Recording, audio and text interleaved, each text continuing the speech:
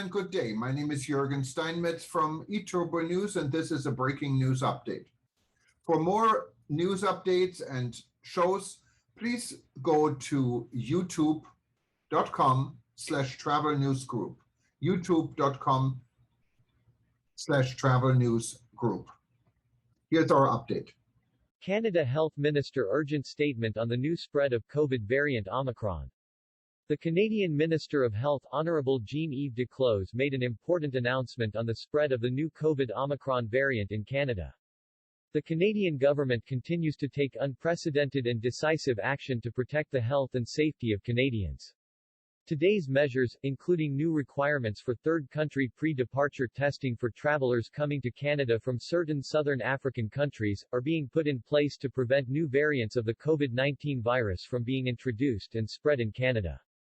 Canadian Health Minister Honourable Jean-Yves Duclos issued this important statement to the Canadian people.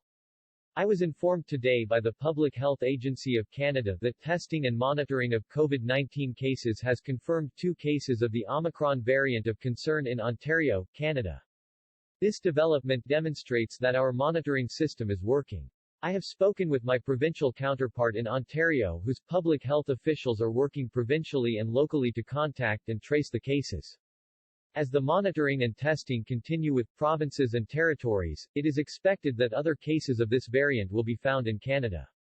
I know that this new variant may seem concerning, but I want to remind Canadians that vaccination, in combination with public health and individual protective measures, is working to reduce the spread of COVID-19 and its variants in our communities. On November 26, in response to concerns about the Omicron variant of concern, I announced that the Government of Canada implemented enhanced border measures for all travelers who have been in the Southern Africa region, including South Africa, Eswatini, Lesotho, Botswana, Zimbabwe, Mozambique, and Namibia, within the last 14 days before arriving in Canada, until January 31, 2022.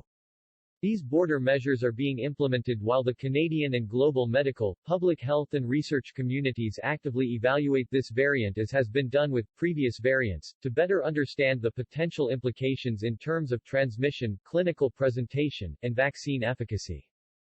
Public health authorities in South Africa have confirmed that a new COVID-19 variant of concern, B.1.1.529, has been detected in that country. Over the past 24 hours, this variant named Omicron by the World Health Organization, has also been detected in other countries. At this time, the variant has not been detected in Canada. Since the beginning of the pandemic, the Government of Canada has put measures in place at our border to reduce the risk of the importation and transmission of COVID-19 and its variants in Canada related to international travel.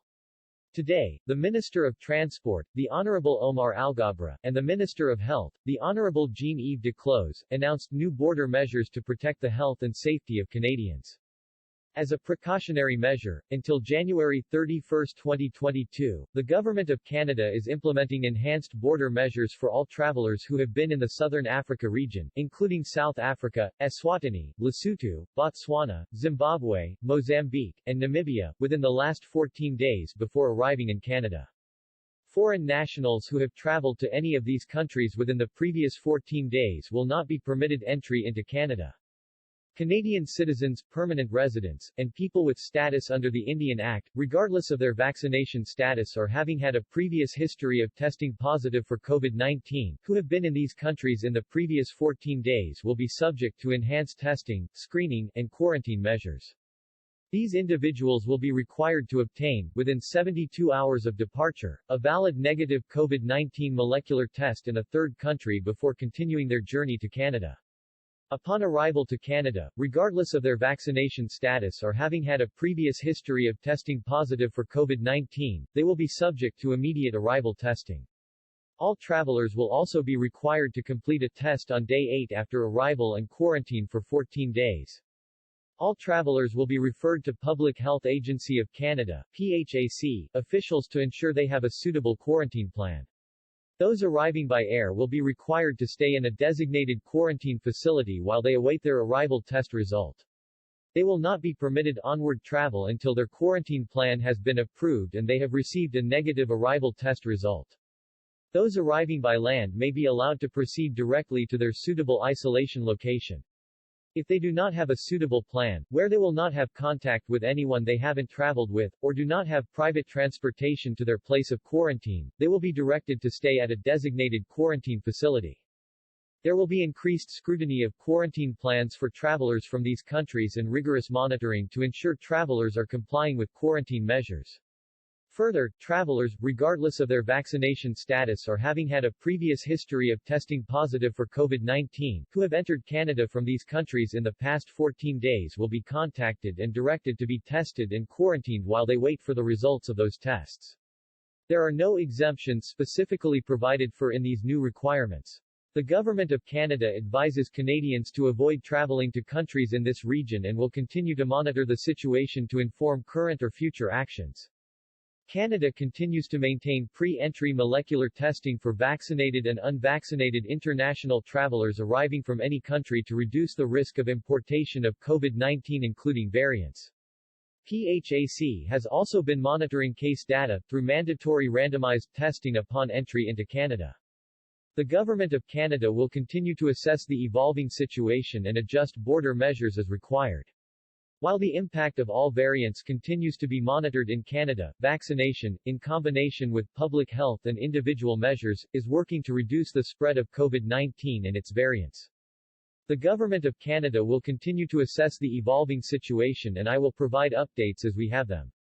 There are no direct flights between Canada and southern African countries. The Government of Canada is working with provinces and territories and the Canadian COVID Genomics Network to detect known and potentially emerging COVID-19 virus variants including this new variant from South Africa.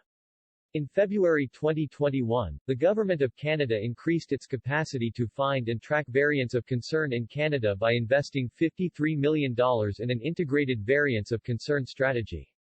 The Government of Canada is working with provinces and territories and the Canadian COVID Genomics Network and the Canadian Institutes of Health Research on surveillance, sequencing and scientific efforts to detect known and potentially emerging COVID-19 virus variants of concern.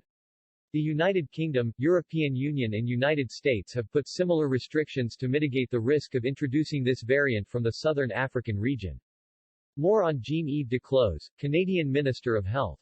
The Honourable Jean-Yves Duclos has been the Member of Parliament for Quebec since 2015. He has previously served as President of the Treasury Board and Minister of Families, Children, and Social Development. Minister Duclos is a well-published author, conference speaker, and economics expert.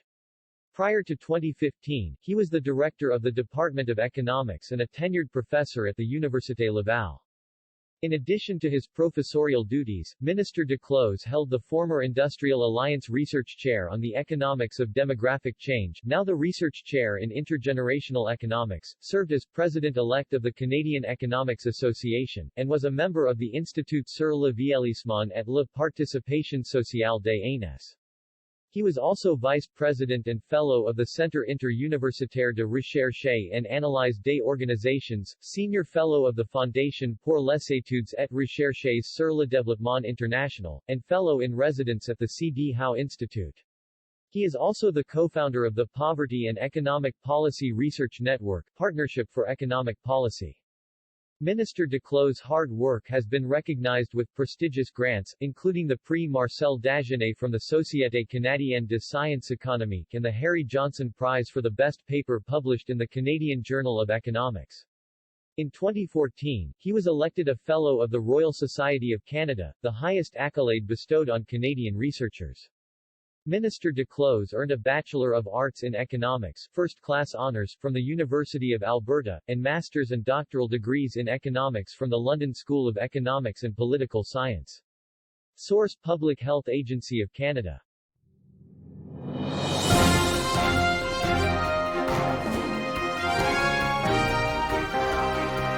Thank you for listening to our news update. There's more on youtube.com/travel news group. Or you can read us, of course, in going to our news portal at eTurboNews.com or travelnews.online.